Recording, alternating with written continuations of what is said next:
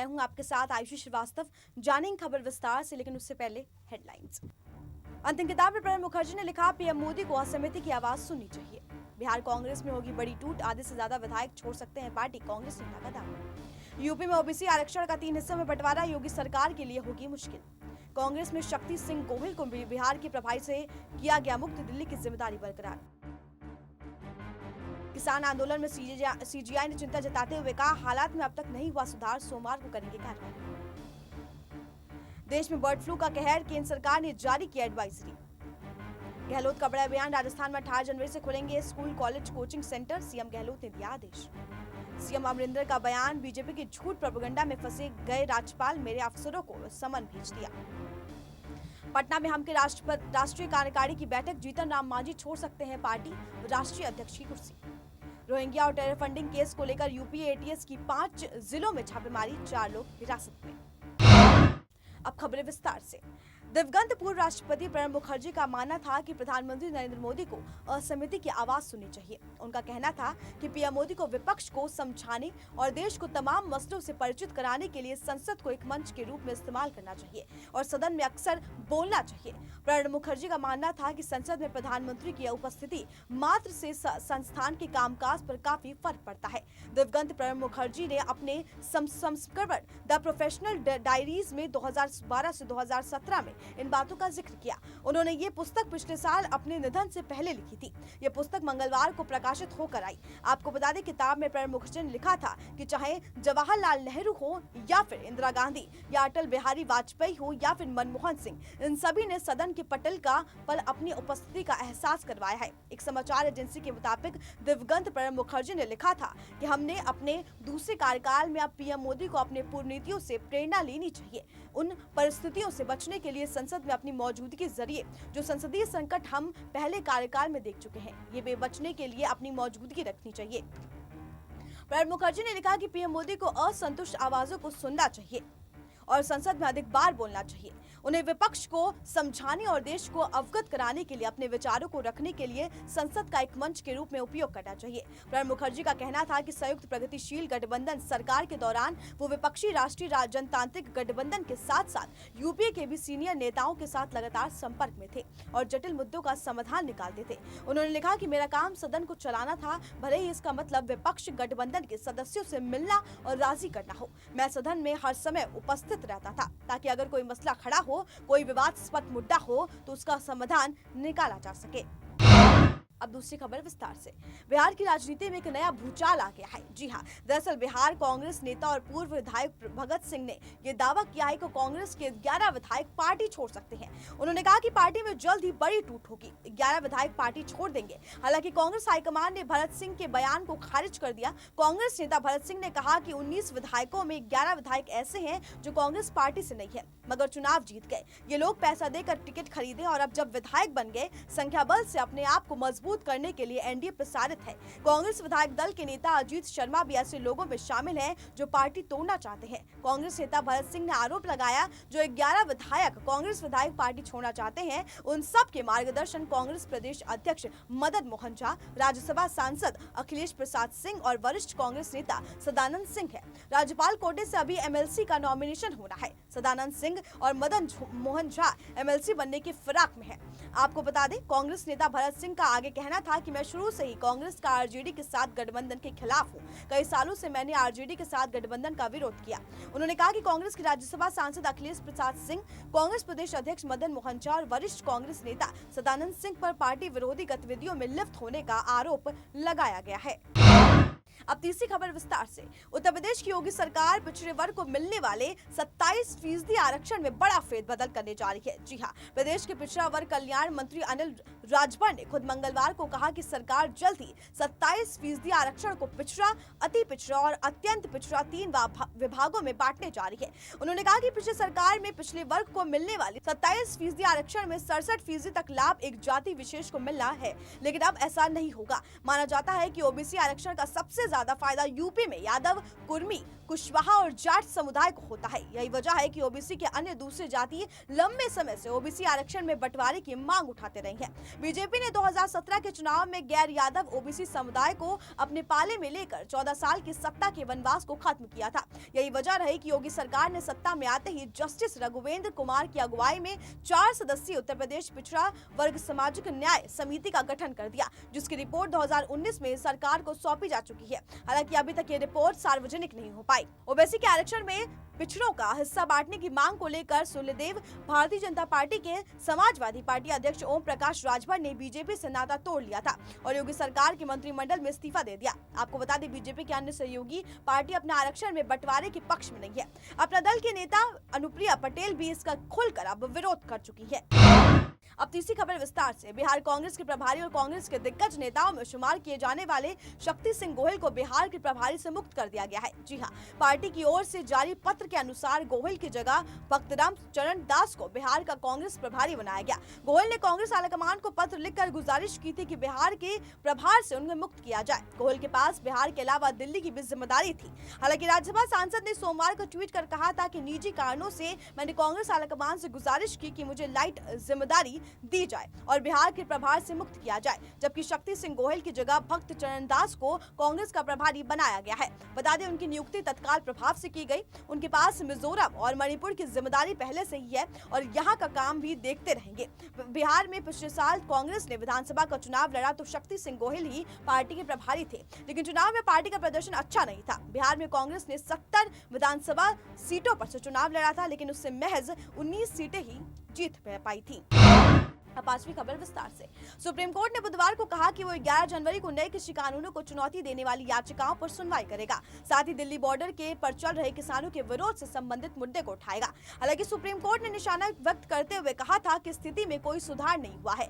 मुख्य न्यायाधीश SS बोबड़े की अध्यक्षता वाली पीठ ने कहा कि किसानों के विरोध के संबंध में जमीन पर कोई सुधार नहीं हुआ है, जिस पर केंद्र सरकार द्वारा कहा गया था कि इन मुद्दे को लेकर सरकार और किसानों के बीच चर्चा चल रही है। अटॉर्नी जनरल के वेणुगोपाल ने कहा कि एक अच्छा मौका है कि पार्टियां पूरी तरीके से निकट भविष्य में एक निष्कर्ष पर पहुंच सकती है और नए कृषि कानूनों को चुनौती देने वाली दलीलों पर केंद्र सरकार प्रतिक्रियाएं दाखिल करने से किसानों और सरकार के बीच बातचीत में बंधा उत्पन्न हो सकता है। सॉलिसिटर जनरल तुषार मेहता ने पीठ को सूचित करते हुए कहा कि सरकार और किसानों के बीच बेहतर वातावरण में बातचीत चल रही है। उन्होंने कहा कि इस मामले में 8 जनवरी को सुनवाई के लिए सूचीबद्ध नहीं किया जाना चाहिए, जिस पर सुप्रीम कोर्ट ने कहा कि हम स्थिति को समझते हैं और परामर्श को प्रोत्साहित करते हैं। हम किसानों और सरकार के बीच चल रही बातचीत को लेकर मामला सोमवार यानी कि 11 जनवरी को सुन सकते हैं। सोमवार को कृषि मजदूर संघर्ष समिति के सवरन सिंह पंडेर, जो कृषि मंत्री नरेंद्र सिंह तोमर के साथ बैठक में शामिल हुए, उन्होंने संवाददाताओं से बताया कि कृषि मंत्री ने बैठक के दौरान स्पष्ट रूप से कहा कि किसानों को नहीं छोड़ा जाएगा। वो हमें सुप्रीम कोर्ट जाने के लिए भी कहते हैं। दिल्ली की सीमाओं के पास नवंबर के अंत तक विरोध प्रदर्शन करते हुए हजारों प्रदर्शनकारी कानूनों को खत्म करने की मांग कर चुके हैं। किसानों का कहना है कि इस नए कानून से उन्हें कॉर्पोरेट्स को दया छोड़ दी जाएगी। अब छठवीं खबर विस्तार से। देश के कई राज्यों बर्ड फ्लू का कहर देखता जा रहा है, जिससे निपटने के लिए केंद्र सरकार ने पूरी तैयारी कर ली है। राजस्थान, मध्य प्रदेश, हिमाचल प्रदेश और केरल में बर्ड फ्लू के प्रकोप की रिपोर्ट मिलने के बाद इस पर नियंत्रण को लेकर केंद्र सरकार की ओर से राज्य सरकार को एडवाइजरी जारी की गई है। जी हां, जिसमें पक्षियों की इस रोग से निपटने के लिए बनाई गई राष्ट्रीय कार्यकारिणी योजना पर अमल किया जाना है। आपको बता दें, ये जानकारी केंद्रीय पशुपालन मंत्रालय और डेयरी मंत्रालय की ओर से बुधवार को की गई। मंत्रालय ने बताया कि भारतीय कृषि अनुसंधान परिषद के तहत आने वाली भोपाल स्थित राष्ट्रीय उच्च सुरक्षा पशुरोग संस्थान ने नियमों की पुष्टि होने के बाद 4 राज्यों में 12 जगहों पर बर्ड फ्लू यानी कि AFI की रिपोर्ट आई है। इसमें राजस्थान में 12, कोटा और झालावाड़ में बर्ड फ्लू की रिपोर्ट आई है। वहीं मध्य प्रदेश के मंदसौर, इंदौर और मालवा में भी बर्ड फ्लू की रिपोर्ट सामने आई है, जबकि हिमाचल प्रदेश के कागड़ा में प्रवासी पक्षियों में बर्ड फ्लू की रिपोर्ट सामने आई है। आपको बता दें, दक्षिण भारत स्थित केरल की कोट्टयम और आलाचापुरम में 4 जगहों पर पोल्ट्री डक यानी कि घरेलू बर्ड फ्लू की रिपोर्ट सामने आई है। मंत्रालय ने बताया राजस्थान और मध्य प्रदेश के 1 जनवरी 2021 को ही एडवाइजरी जारी कर दी गई थी। दोनों राज्यों में नेशनल एक्शन प्लान यानी कि एविडेंस के अनुसार रोकथाम के उपाय किए जा रहे हैं। इसके बाद 5 जनवरी 2021 को हिमाचल प्रदेश को पोल्ट्री मिल्स का प्रसार रोकने के लिए एडवाइजरी जारी की गई। आपको बता दें रिपोर्ट के अनुसार केरल में 5 जनवरी से रोकथाम के उपाय को अमल किया जाएगा, जिसके तहत पक्षियों को मारने का काम किया जाएगा। केंद्र सरकार की पशुपालन और डेयरी विभाग ने भी ये नियंत्रण कक्ष बनाया है, जिसमें रोजाना आधार पर प्रदेशों से बर्ड फ्लू की स्थिति को नियंत्रण किया जाएगा। अब 7वीं खबर विस्तार से। कोरोना वायरस के कारण पिछले कुछ महीनों से स्कूल और कॉलेज बंद है। हालांकि कई राज्यों में स्कूल कॉलेज खोलने की प्रक्रियाएं शुरू हो चुकी है। राजस्थान सरकार ने भी ऐलान कर दिया है कि 18 जनवरी से स्कूल, कॉलेज और coaching centre, medical centre, nursing home और पैरामेडिकल कॉलेज 11 जनवरी से खुल जाएंगे। मुख्यमंत्री अशोक गहलोत ने कहा कि देश और प्रदेश में कोविड-19 के नए स्ट्रेन के मामले में सामने आना चिंता का विषय है। इसके प्रति किसी भी तरह की लापरवाही बड़ा संकट खड़ा कर सकती है। इसे देखते हुए वायरस से अत्यधिक प्रभावित इंग्लैंड सहित अन्य देशों में प्रदेश में आए यात्रियों पर विशेष नजर रखी जाएगी। गहलोत मंगलवार को मुख्यमंत्री निवास पर वीडियो कॉन्फ्रेंसिंग के जरिए कोविड-19 की समीक्षा कर रहे थे। उन्होंने कहा कि नए स्ट्रेन के कारण इंग्लैंड में जिस तरह की भयावह स्थिति बनी हुई है और फिर वहां से लॉकडाउन लगाना पड़ेगा, उससे सबक लेते हुए हमें विशेष एहतियात बरतने की जरूरत है। उन्होंने निर्देश दिए कि नए स्ट्रेन को लेकर प्रदेश की ओर से केंद्र सरकार को आश्वासन सुझाव जल्द भेजा जाएगा। मुख्यमंत्री ने कहा कि बेहतरीन प्रबंध और प्रदेशवासियों की सहयोग से राजस्थान में कोरोना की स्थिति काफी नियंत्रण में है। वही रिकवरी रेट बढ़कर अब तक की सर्वाधिक 96% हो गई है। कुछ जिलों में पॉजिटिव केस शून्य होने के साथ ही अन्य जिलों में भी स्थिति बेहतर है। अब 8वीं खबर विस्तार से। पंजाब के राज्यपाल वीपी सिंह बदनौर ने राज्य के मुख्य सचिव और पुलिस महानिदेशक को तलब किया है। इस पर मुख्यमंत्री कैप्टन अमरिंदर सिंह ने शनिवार को कहा कि ये बेहद दुर्भाग्यपूर्ण है कि पंजाब में कानून और व्यवस्था की स्थिति को लेकर राज्यपाल भारतीय जनता पार्टी के झूठे प्रोपेगेंडा में फंस गए हैं। असल में राज्यपाल वीपी सिंह बदनौर ने बुधवार को राज्य के दोनों शीर्ष अधिकारियों को तलब किया था कि उनसे पंजाब में चल रहे किसानों के विरोध प्रदर्शन के दौरान 1600 से अधिक मोबाइल टावरों को हुए नुकसान की रिपोर्ट देने को कहा था।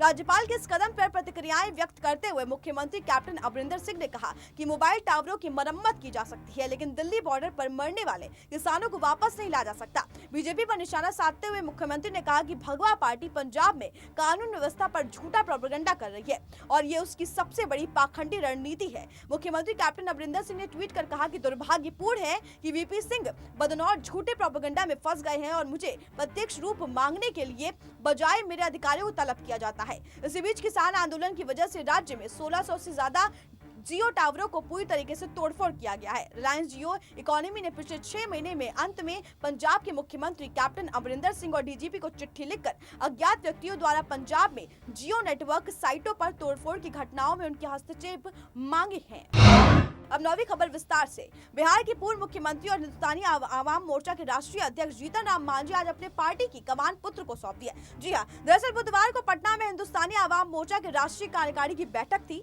इस बैठक को लेकर जो जानकारी मिल रही थी उसके मुताबिक जीतन राम मांझी राष्ट्रीय अध्यक्ष की कुर्सी छोड़ने का फैसला ले सकते हैं और इसकी औपचारिक पुष्टि होने मात्र शेष है।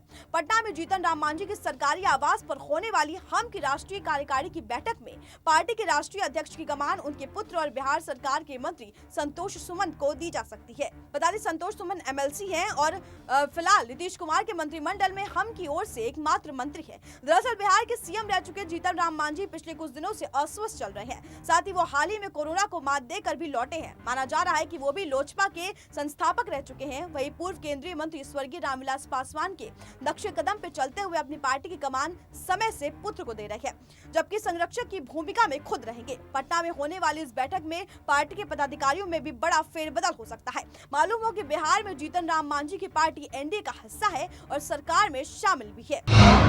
अब 10वीं खबर विस्तार से। रोहिंग्या और टेरर फंडिंग केस में उत्तर प्रदेश एसटीएस ने आज गोरखपुर, खलीलाबाद, अलीगढ़ समेत कई जिलों में छापेमारी की।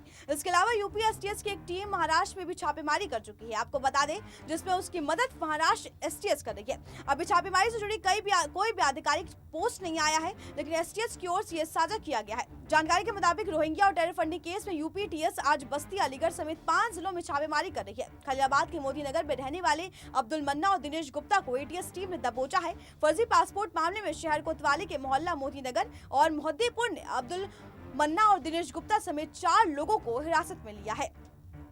खबरों के विस्तार में इतना ही। आप देखते रहिए एसपीएन 9 न्यूज।